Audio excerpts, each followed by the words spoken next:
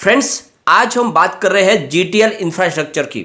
GTL infra में upper circuit लगा कल, और ये जो अपर सर्किट का दौर है क्या और लंबा चलने वाला है या फिर वापस गिरावट हो सकती है।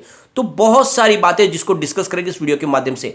शानदार खरीदारी भी शुरू हुई है, बड़े फंड हाउस की जो खरीदारी हो रही है उसके पीछे वजह क्या है, और जिस तरह से एफआई का रुझान पॉजिटिव बना बाजार को लेकर, क्या आने वाले समय में जितने पेनी स्टॉक है फिर से वैसे ही दौड़ेंगे जो पिछले दिनों दौड़े थे। तो उन सारी बातों को जानने की कोशिश करेंगे इस वीडियो के माध्यम से। बहुत सारे लोगों के सवाल आते हैं कि सर यहाँ पे सिर्फ रिटेल इन्वेस्टर ही फंसे हुए हैं जीटीएल इंफ्रा में, तो आज उनके मन का वहम भी निकल जाए इस वीडियो के माध्यम से। किसने किसने कितनी होल्डिंग ली है वो आपको अच्छे से समझ में आ जाएगा। अब Q4 का रिजल्ट भी आने वाला है, क्या रिजल्ट के आंकड़े पॉजिटिव रह सकते हैं, उन सारी बातों को भी डिस्कस करेंगे। और टेलीकॉम सेक्टर को लेकर एक बड़ी अपडेट है उसको भी डिस्कस करेंगे। तो सारी बातों को जानने की कोशिश करेंगे और उससे हमें ये पता चलेगा क्या वाकई में जीटीएल इंफ्रा में इस समय निवेश करना चाहिए। वैसे आपको ये ध्यान रखना है कि ये छोटा सा पेनी स्टॉक है और आने वाले समय में यहाँ पे तेजी बन सकती है, और उसके पीछे वजह है 5G की शुरुआत। जल्द ही 5G आने वाली है और 5G के लिए सरकार ने कमर तो कस ली है, लेकिन जो इसकी प्राइस रखी गई है स्पेक्ट्रम की नीलामी की वो बहुत ज़्यादा है। तो इसके लिए टेलीकॉम अथॉरिटी, साथ में टेलीकम्युनिकेशन कंपनियां और सारे लोगों ने अपनी तरफ से चिंता व्यक्त की है कि जो इसकी प्राइस है स्पेक्ट्रम नीलामी की वो बहुत ज़्यादा है, इसको कम करना चाहिए। तो इसके ऊपर सरकार विचार कर रही है। सरकार चाहती है कि टेलीकॉम सेक्टर को बहुत सारा बेनिफिट मिले, क्योंकि अगर टेलीकॉम सेक्टर आगे जाएगा तभी देश का भविष्य आगे जाएगा। क्योंकि डिजिटल प्लेटफॉर्म पे जिस तरह से कारोबार आगे बढ़ाना है तो उसके लिए टेलीकॉम सेक्टर मजबूत पिलर है और इसको मजबूत करना बहुत जरूरी है। और इसीलिए तो सरकार ने पीएलआई स्कीम का बेनिफिट भी इसको दिया है। तो आने वाले समय में यहाँ पे बड़ी राहत के द्वार और खुलने वाले हैं। जैसे ही 5G टेक्नोलॉजी आएगी वो टेक्नोलॉजी इस फील्ड को पूरा चेंज कर देगी। इस क्षेत्र में और बहुत सारी संभावना पैदा हो जाएगी और बहुत सारे जॉब क्रिएट भी होंगे। तो सारी बातों को जानेंगे इस वीडियो के माध्यम से। और एक बात का और ध्यान रखें, जिस तरह से वोडाफोन डूबने वाली थी तो सरकार ने उसको थाम लिया, उसमें स्टेक भी ली, उसको डूबने नहीं दिया। तो ऐसे ही एक बात ध्यान रखें कि काफ़ी लोग कहते हैं कि आने वाले समय में जीटीएल इंफ्रा डिलिस्ट हो जाएगी, तो ऐसी संभावना बिल्कुल नहीं है।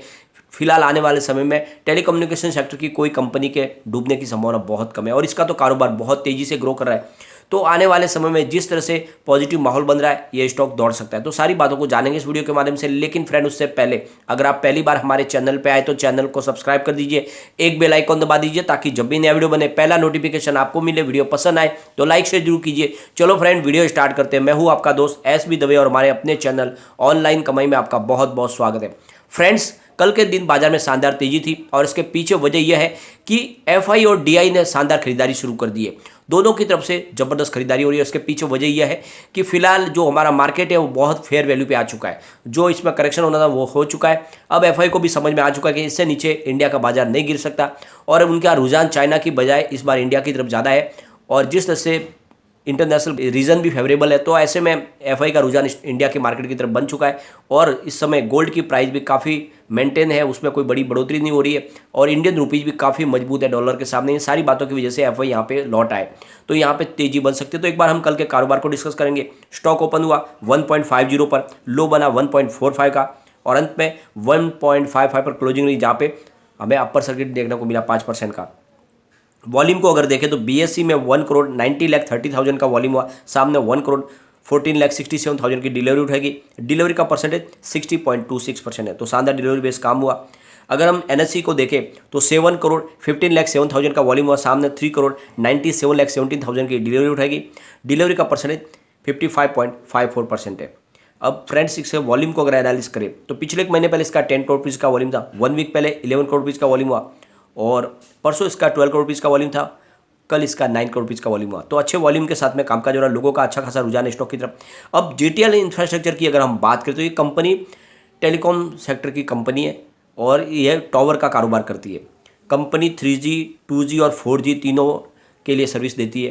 कंपनी के पास 28,000 टेलीकॉम का पूरा एक बड़ा नेटवर्क है और इनके पास कम से कम 22 टेलीकॉम सर्कल है। कंपनी हर तरह की सर्विस प्रोवाइड करती है।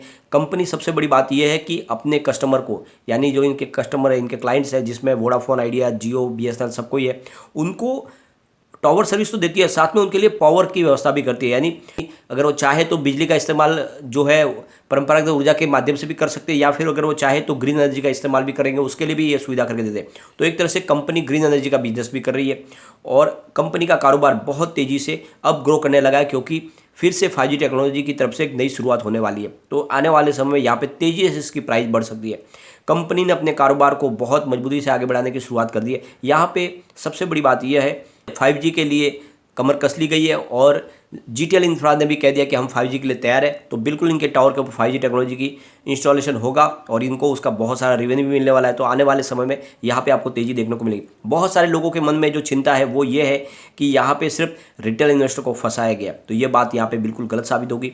यहाँ पे ये बात जरूर है कि प्रमोटर की स्थिति बहुत ज़्यादा वीक है। कंपनी में सिर्फ 3.33% की होल्डिंग है और काफ़ी ज़्यादा कर्ज हो गया था। इन्होंने अपने शेयरों को बेच के उस कर्ज को चुकाने की कोशिश की। यहाँ पे नॉन इंस्टीट्यूशन जिसमें जनरल पब्लिक भी आती है उनकी होल्डिंग 43.05% है, लेकिन एफआई बैंक्स और इंश्योरेंस की जो होल्डिंग है वो बहुत बड़ी है, 51.72% की है। तो ये आपको ध्यान रखना है। यहाँ पे इंश्योरेंस कंपनियों ने भी अच्छी खासी होल्डिंग लेकर रखी हुई है, बैंकों की भी है, साथ में एफआई की है। तो सारे बड़े फंड हाउस ने काफ़ी अच्छी होल्डिंग लेकर रखी हुई है और इसके पीछे वजह यही है कि उनको लगता है कि ये स्टॉक आने वाले समय बड़ा कमाल कर सकता है। ये आपको पता ही होगा, एक समय इसकी प्राइस 100 को टच कर चुकी थी। आने वाले समय फिर से ये 100 को आराम से टच कर सकता है। तेजी के दौर में ये आगे बढ़ सकता है क्योंकि कंपनी अपने रिवेन्यू में बढ़ोतरी कर रही है, धीरे धीरे लॉस को कम करने की कोशिश कर रही है। यहाँ पे बड़े फंड हाउस की जबरदस्त खरीदारी हो रही है। सुबह आज 9:35 पर 1.50 की प्राइस से 1,24,75,000 की एक बहुत बड़ी डील हुई और इसके माध्यम से माल खरीदा गया है। तो आप देख लो कि बड़े फंड हाउस काफ़ी खरीदारी करें और मुझे लगता है कि ये खरीदारी एफआई की तरफ से हो रही है क्योंकि उन्होंने इंडिया के मार्केट में शुरुआत कर दी है। तो काफ़ी छोटे पैनी स्टॉक में अपर सर्किट लगा, उसके पीछे वजह यही है कि बड़े फंड हाउस की खरीदारी शुरू हो चुकी है। फिर देखो तो अब 2:18 पर करीब 1.55 की प्राइस से 50 लाख शेयरों की एक और बड़ी डील हुई और उसके बाद में फिर 2:42 पर 1.55 की प्राइस से करीब 27 लाख शेयरों की एक और बड़ी डील हुई और उसके बाद में फिर 2:48 पर आप देखोगे तो करीब 50 लाख शेयरों की एक और बड़ी डील हुई 1.55 की प्राइस से और फिर उसी समय 2:48 पर 1.55 की प्राइस से ही 24,77,000 शेयरों की और बड़ी डील हुई। तो आप देख लो बड़े फंड हाउस काफ़ी बड़ी मात्रा में खरीदारी कर रहे हैं और ये जो खरीदारी हो रही है इससे एक बात समझ में आ रही है कि यहाँ पे लगातार अपर सर्किट लग सकते हैं। तो यहाँ पे निवेश अपना रखे, न कि लॉस बुक करे। आने वाले समय यहाँ पे लंबी तेजी बन सकती है। इसकी परफॉर्मेंस अगर हम देखें तो मात्र 65 पैसे की है, 52 वीक का लो है और 4.05 तक जाके आया था, इसका 52 वीक का हाई बना है। फिलहाल स्टॉक 1.55 पर है, जल्दी यहाँ पे बड़ी तेजी बन सकती है।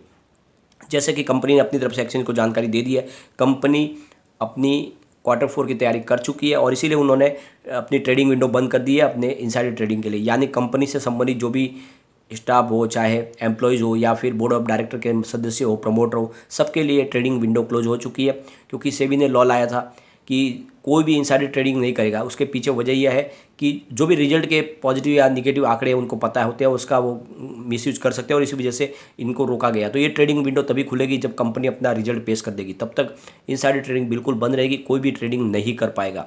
तो फिलहाल कंपनी की तरफ से Q4 के रिजल्ट की तैयारी कर दी गई है। Q4 के आंकड़े आ चुके हैं और मुझे लगता है इस बार आंकड़े पिछली बार से कुछ अच्छे हो सकते हैं। तो जैसे ही पॉजिटिव अगर रिजल्ट हमें देखने को मिलेगा तो फिर यहाँ पे और बड़ी तेज़ी हमें बनती हुई दिखाई देगी। फ्रेंड्स, अगर हम Q3 के एक बार आंकड़े देखें तो यहाँ पे काफ़ी ज़्यादा हमें पॉजिटिव देखने को मिले थे और इस बार आंकड़ों में कुछ और सुधार हमें देखने को मिल सकता है। यहाँ पे एक और बड़ी अपडेट निकल कर आ रही है टेलीकॉम सेक्टर के लिए। जैसे कि टेलीकॉम सेक्टर में जितनी भी टेलीकॉम कंपनियाँ, चाहे एयरटेल, वोडाफोन, आइडिया हो, वो कस्टमर को 28 डेज़, 54 डेज़ और ऐसे जो है पैकेज देते हैं, 84 डेज, इस तरह के पैकेज देते हैं। जबकि बहुत सारे लोगों की शिकायत है कि हमें 30 डेज़ का या 60 डेज़ के पैकेज मिलना चाहिए, यानी जिस दिन हम रिचार्ज करें उसके नेक्स्ट उसी तारीख को वापस रिचार्ज करें। तो ये इस तरह से जो पैकेज है वो नहीं होने चाहिए। तो अब इनके ऊपर लगाम कसने की कोशिश कर दी गई है। तो ट्राई की तरफ से इनको कहा गया कि आपको अब 30 डेज़ का पैकेज लाना होगा, यानी कोई भी चाहे तो 30 डेज़ का रिचार्ज कर सकता है और ये आपको लाना ही होगा। तो इनको जो समय दिया गया था वो मुद्दत के हिसाब से अब इन कंपनियों को 30 डेज़ का रिचार्ज पैकेज लाना होगा ताकि लोगों को कन्फ्यूजन नहीं रहे। सरकार ने 5G टेक्नोलॉजी के लिए तैयारी तो कर ली है, सरकार चाहती है जल्द से जल्द आए और प्राइवेट सेक्टर ही 5G टेक्नोलॉजी को लाने वाले। तो उनके लिए जो स्पेक्ट्रम की नीलामी है उसमें रकम को कम करने की कोशिश की जा रही है क्योंकि सरकार को कहा गया कि ये जो प्राइस है ये ज़्यादा है और इस हिसाब से अगर हम कस्टमर के लिए लाएंगे तो बहुत महंगी पड़ जाएगी 5G टेक्नोलॉजी और कोई जल्दी उसको अपना नहीं पाएगा। तो इसके लिए सरकार अपनी तरफ से फिर से इसको रिव्यू करेगी। तो आने वाले समय में जल्दी 5G टेक्नोलॉजी हमें देखने को मिलेगी और फिर टेलीकॉम सेक्टर में बड़ी तेज़ी बनती हुई दिखाई देगी। फिलहाल इसके कम्युनिटी सेंटिमेंट की बात करें तो 85% बाई की कॉल है, 6% सेल की कॉल है, 9% होल्ड की कॉल है। मतलब 100 में से 94% लोग इसको लेना पसंद करें, जो इसके लिए बहुत बड़ी अच्छी बात है। एक बार इसके पिवोट लेवल को भी चेक कर लेते हैं। अगर यहाँ से गिरावट होती है तो 1.47 पर फर्स्ट सपोर्ट है, ये अगर सपोर्ट टूट गया तो 1.43 तक स्टॉक जा सकता है। तीसरा सपोर्ट जो निकल कर आ रहा है वो 1.42 का है। लेकिन अगर पॉजिटिव माहौल बना तो 1.52 का फर्स्ट इसका टारगेट है, इसको ब्रेक करते ही 1.53 की प्राइस देखने को मिलेगी। तीसरा जो टारगेट है वो 1.57 का है। तो जल्दी इसमें आपको निवेश करना चाहिए, काफ़ी अच्छा स्टॉक है। और यहाँ पे एक बात का ध्यान रखें, रिस्की तो बहुत ज़्यादा है क्योंकि छोटा सा पेनी स्टॉक है, लेकिन फिर भी यहाँ पे लॉटरी के टिकट समझ के ही आप दाव लगा सकते हैं। अगर लग जाएगा तो जैकपॉट लगेगा, वरना आपके लॉटरी के टिकट के पैसे चले जाएंगे। तो ये बात सोच के ही आप दाव लगाए, क्योंकि मुझे लगता है कि वाकई में यहाँ पे जैकपॉट लग सकता है। और जिस तरह से इसकी पुरानी 100 हाई है, मुझे लगता है अगर आप इसको 5 साल के लिए होल्ड करके रखो तो इस बार ये फिर से 100 को आराम से टच कर सकता है। तो बिल्कुल मौका है जब निवेश करें, लेकिन लिमिटेड मात्रा में करें, क्योंकि यहाँ पे निवेश डूबने की भी उतनी ही संभावना है। लेकिन कोई भी इन्वेस्टमेंट करने से पहले अपने फाइनेंशियल एडवाइजर से एडवाइस ले ले या अपना खुद का रिसर्च करें, क्योंकि मैंने वीडियो आपके एजुकेशनल पर्पज के लिए ही बनाया। वीडियो पसंद आए तो लाइक